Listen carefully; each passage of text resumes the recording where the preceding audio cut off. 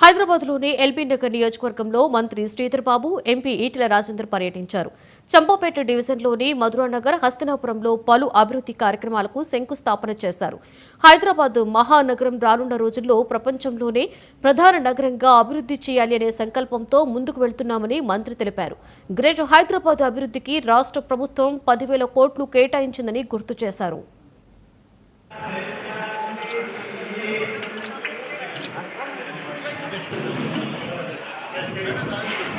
ఒక లక్ష్యం లేకుండా గత ప్రభుత్వం, ఒక ఆలోచన లేకుండా గత ప్రభుత్వం చేసిన తప్పిదాలు సవరిస్తూ ఆ రోజు 7 లక్షల పై చిలుకు అప్పులు చేస్తే ఆ అప్పులు పరంగా ప్రిన్సిపల్ అమౌంట్తో పాటు వడ్డీని కూడా మేము కట్టాలి ప్రభుత్వంలో ఉన్నాం కనుక. వారు దేనికి ఉపయోగించారు? కూలిపోయే కాళేశ్వరం ఈరోజు అన్ప్రొడక్టివ్ సంబంధించి మేము అడుగుతూ ఉన్నాం. ఈరోజు గొప్ప చెప్తున్న మాటలు చెప్తూ ఉంటారు వాళ్ళు.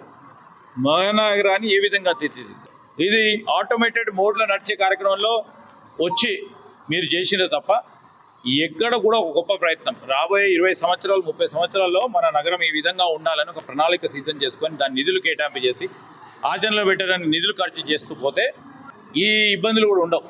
ఆ సందర్భాన్ని పురస్కరించి మేము మాట్లాడుతూ ఉన్నాం. నిధులను కూడా సమకూరుస్తాం. మాకు శక్తి ఉంది, యుక్తి ఉంది, ఆలోచన ఉంది. నిధులు ఏ విధంగా సమకూర్చాలి, దాన్ని ఏ విధంగా ఒక అర్థవంతంగా ఖర్చు పెట్టాలని యోచనతోనే పోతా ఉన్నాం.